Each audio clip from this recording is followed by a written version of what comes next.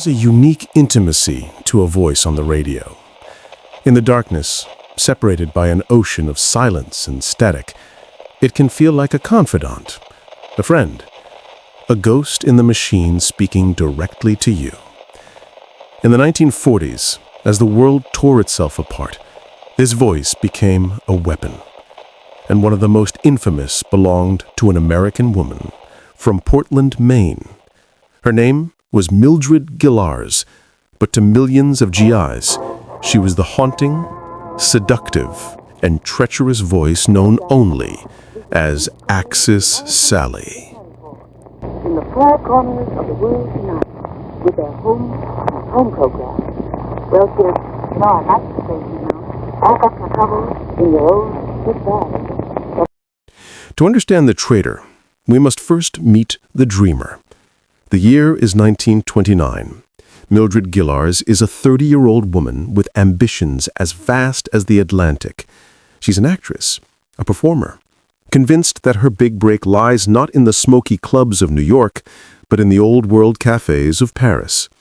She boards a ship with little more than a suitcase full of dreams and a head full of Shakespeare. But the world had other plans. The Great Depression strangled America, and her acting career in Berlin faltered. She was stranded, poor, and desperate. Then, a lifeline. In 1940, she took a job as an announcer with the Reichsrundfunkgesellschaft, the German state radio. It was a job, a means to survive. But survival has a cost. The man who would become her puppet master was Dr. Max Otto Koischitz, the head of the USA zone at RRG. He was cultured, charming, and a fervent Nazi. He saw in Mildred a perfect instrument, an American voice to sow doubt and despair into the hearts of the young men she once called countrymen. The microphone wasn't just a tool, it was a gateway, and she was about to step through. The moment of truth arrived not with a bang, but with the soft click of a microphone switching to live. The studio lights were hot and harsh, bleaching the color from her face. The script in her hands felt heavy, the paper smelling faintly of ink and authority. She could hear her own heartbeat thudding in her ears, a frantic drum against the dead silence of the soundproof room. She took a breath, and for the price of a steady paycheck and a sliver of twisted fame, she began to read. I'd never have a war if I could do anything to stop it. And I think most women are like that. Well, maybe not authority can see. I can remember she once said, I'd willingly sacrifice 1 million American boys on foreign battlefields. Well, Miss Clinton, if you should be listening in tonight, well, I think you, or your ilk, have accomplished that little feat, haven't you? And the victory is for a man. Then a cute little blonde girl like you here, I would have gone the girl and the guy in the studio, but she knows that's what life's all about. The American girl from Maine started to methodically dismantle the morale of American boys. This was no simple propaganda. This was psychological warfare. With every honeyed word and carefully placed sigh, Mildred wasn't just reading a script. She was building a prison of doubt in the minds of homesick, frightened soldiers. The stakes were the very will to fight. For the GIs, her voice became an auditory phantom, a siren song of their deepest fears, asking the one question they dreaded most: why are you here? Will you ever make it home? In the foxholes of France and the barracks of England, her voice was inescapable. They'd tune in, almost against their own will, to the program that made her a legend of loathing, Home Sweet Home. Hello, boys. This is your little playmate, Axis Sally. I wonder, are you thinking of your sweethearts back in the States tonight? While you shiver in the mud, do you think he's the one holding her close? Do you think she still remembers your name? Her technique was a masterclass in cruelty. She would play the very songs that reminded them of home, the slow, aching ballads they danced to with their girls.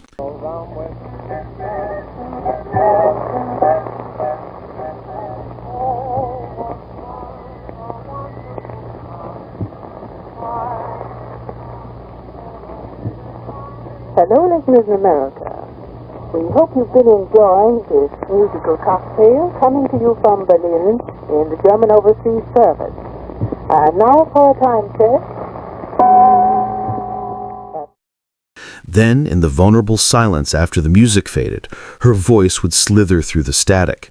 She'd describe, in vivid, sickening detail, the mangled bodies on the beaches of Anzio. She would read the names of real American ships that had been sunk, making every soldier wonder if a friend was now at the bottom of the ocean. The air in the tent would grow thick with a shared, silent dread. While thousands of young Americans were storming the hellish shores of Normandy on June 6, 1944, Mildred Gillars was in relative safety, crafting the broadcast that would torment the survivors. The dissonance was absolute. She was the ghost in their wires, the enemy in a familiar accent, exploiting the very homesickness that defined their humanity.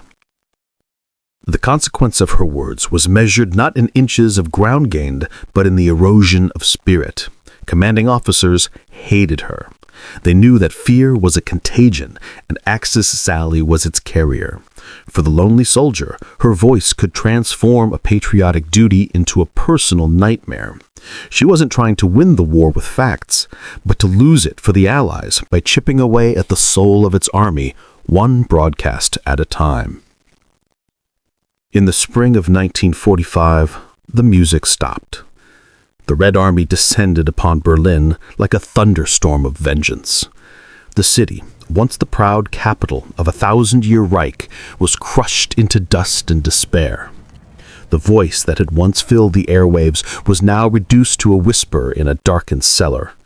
The smell of fire, brick dust, and death permeated everything. The power was gone. Her platform of poison had been utterly silenced. The queen of the airwaves was now just another refugee, desperately trying to burn her incriminating scripts, to scrub the stench of betrayal from her identity. Her arrest was not dramatic. It was a quiet, bureaucratic end. In March 1946, American counterintelligence agents found her living in a squalid, unheated apartment. There was no fight, no final broadcast, just the cold click of handcuffs replacing the warm glow of the microphone. The fantasy was over. The woman who lived a decade in a role of her own making was now confronted with the bare, unforgiving stage of reality. For Mildred, the consequence was the loss of the only identity that ever mattered, the performer. She was no longer Axis Sally, the powerful voice in the night. She was Mildred Gillars, prisoner of the United States, facing a journey back to a country that now saw her as a monster. The stakes of her choices had finally come due. The trial was a national spectacle. For the first time, the American public heard the voice that haunted its sons, not crackling through radio from 3,000 miles away, but played crisply and damningly in a courtroom of law. The prosecution painted her as a willing, enthusiastic traitor. Her defense, a familiar, tragic refrain. She was a woman in love with Max Quaschwitz, a pawn manipulated by a Svengali, a performer who had simply gotten lost in her most destructive role. The most critical piece of evidence was a radio play she had written and starred in, Vision of Invasion. In it, she played an American mother who has a nightmare that her son, sailing to Europe, is horrifically burned alive when his ship is torpedoed. The sound effects of screaming men and roaring flames she had directed were now played for a silent, horrified jury. The script, written in her own hand, described in graphic detail the boy's body charred black. The courtroom was so quiet you could hear the rustle of the court reporter's transcript. She had not just read the Nazis' words, she had weaponized her own. The verdict? Guilty. Treason. The sentence? 10 to 30 years in a federal penitentiary.